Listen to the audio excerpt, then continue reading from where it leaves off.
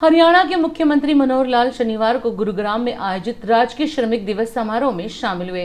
मुख्यमंत्री का मानना है कि हरियाणा को विकास की दृष्टि से देश के अग्रणी राज्यों में लाने में मेहनतकश श्रमिकों का बड़ा योगदान है। उनके अनुसार श्रम साधकों के बल पर ही आज हरियाणा देश में सबसे तेजी से प्रगति करने वाला राज्य बन गया है। मुख्यमंत्री ने कहा कि केंद्र सरकार ने विश्वकर्मा जयंती को राष्ट्रीय श्रम दिवस के रूप में मनाने का निर्णय लिया है। इसी के दृष्टिगत वर्ष 2018 में हमने विश्वकर्मा जयंती को राजकीय श्रमिक दिवस के रूप में मनाने का फैसला लिया।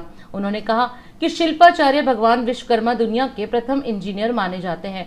पूरी दुनिया में जो भी भौतिक पदार्थों के रूप में हमें दिखाई देता है वह सब भगवान विश्वकर्मा जी के कौशल का ही वरदान है। जैसा हमको जानकारी है कि आज जिसको हम राजकीय श्रमिक दिवस इस नाते से 17 सितंबर इसको मनाते हैं। 5 वर्ष पहले 2017 में हमने ये घोषणा की थी सोनीपत में कि ये दिन हमेशा राजकीय श्रमिक दिवस ये मनाया जाएगा। आज 2 साल बीच में कोविड के कारण से तो हम नहीं मना सके, लेकिन लगातार इस श्रमिक दिवस पर हम कार्यक्रम कर रहे हैं। इस अवसर पर मैं सभी श्रमिकों को, क्योंकि एक दूसरा महत्व भी है, आज का दिन राष्ट्रीय श्रमिक दिवस इसलिए मनाया कि दुनिया के सबसे बड़े शिल्पकार, सबसे बड़े जिनको कहना चाहिए कि निर्माता, जिनको भगवान के नाम से मानते हैं, भगवान श्री विश्वकर्मा जी का भी आज जयंती का दिन है। मैं इस अवसर पर सभी श्रमिकों को बहुत बहुत बधाई, बहुत बहुत शुभकामना देता हूं। प्रधानमंत्री जो स्वयं कर्मयोगी हैं, हम भी कर्मयोगी हैं, हमारे देश के प्रधानमंत्री कर्मयोगी हैं। ऐसा लगता जैसे हमारे बीच से ही आगे बढ़े हुए देश को, राजगद्दी को सुशोभित करने वाले आदरणीय प्रधानमंत्री श्री नरेंद्र मोदी जी का भी आज जन्मदिन है। इस अवसर पर मैं आप सबकी ओर से, अपनी ओर से, हरियाणा सरकार की ओर से मैं उनको बहुत बहुत बधाई देता हूं और भगवान से प्रार्थना करता हूं कि वो दीर्घायु हो, स्वस्थ रहे और इसी प्रकार से भारत देश का नाम दुनिया में ऊंचा करते रहें, यह मेरी ओर से प्रार्थना है। आज का दिन एक और महत्वपूर्ण दिन भी है जिसकी चर्चा शायद बहुत लोगों को नहीं पता होगी। देश की एकता, अखंडता, जब देश आजाद हुआ था 550 से ऊपर रियासतें थी उस समय। अंग्रेज ने सभी रियासतों को यह कह दिया था, चाहे तो आप अपना संविधान बना लें और अपनी रियासत को स्वतंत्र घोषित कर लें, या जो भारतीय संविधान के अंतर्गत भारत में जो सरकार बनेगी आप उसके अंतर्गत एक संघ के रूप में आप उसमें शामिल हो जाएं। बहुत लोगों को जानकारी है कि केवल 3 रियासतें छोड़कर सभी रियासतों को सरदार वल्लभ भाई पटेल जो उसमें होम मिनिस्टर थे उन्होंने मना लिया था कि हम सब भारतीय संविधान के अंतर्गत काम करेंगे और एक मजबूत देश के नाते आगे बढ़ेंगे। केवल 3 रियासतें ऐसी थी, हैदराबाद रियासत, जूनागढ़ रियासत और कश्मीर रियासत। इन तीनों ने थोड़ी हिचक दिखाई, प्रारंभ में नहीं माने। देश के प्रधानमंत्री और गृह मंत्री के जिम्मे लगा कि इन 3 रियासतों को भी मनाओ। 2 रियासतें गृह मंत्री सरदार वल्लभ भाई पटेल लौह पुरुष उनके जिम्मे लगी, एक रियासत प्रधानमंत्री श्री नेहरू जी के जिम्मे लगी। देखिए आश्चर्य की बात कि दोनों रियासतें, जूनागढ़ भी और हैदराबाद भी, इनको किसी भी प्रकार से तैयार कर लिया।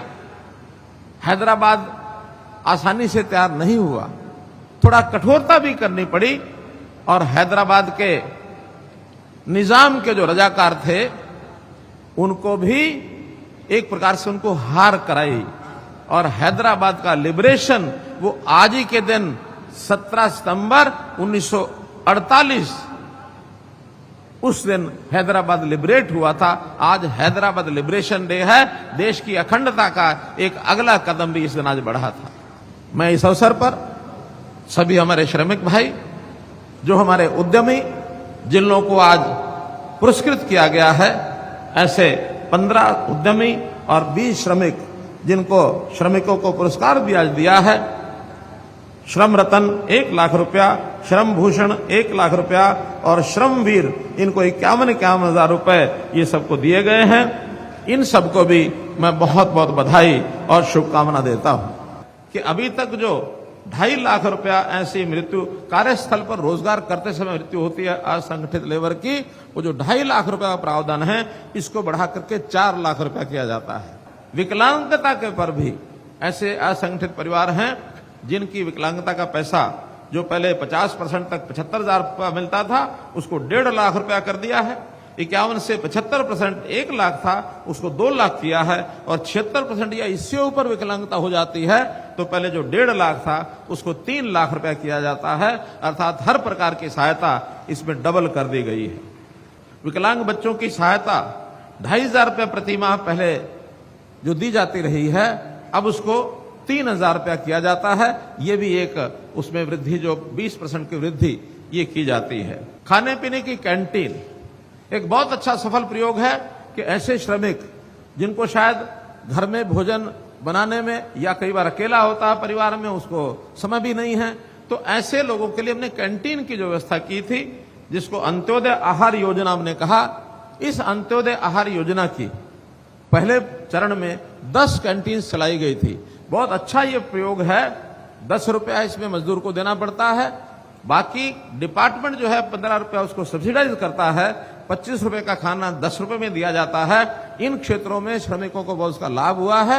हमने आज ही कहा है कि इस योजना को विस्तार करके हरियाणा में 100 कैंटीन ऐसी बनाई जाएंगी ताकि श्रमिकों को और इस प्रकार की कई कठिनाई आती है वो ना आए।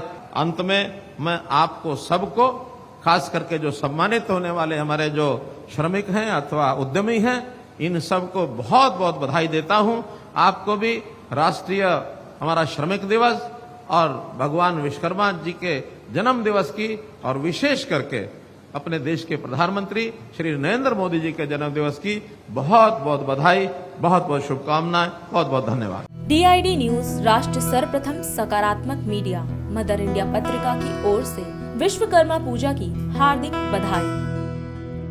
और अधिक खबरों के लिए आप हमारे YouTube चैनल दैनिक इंडिया दर्पण को अभी सब्सक्राइब करें और नोटिफिकेशन के लिए बेल आइकन को प्रेस करना ना भूलें।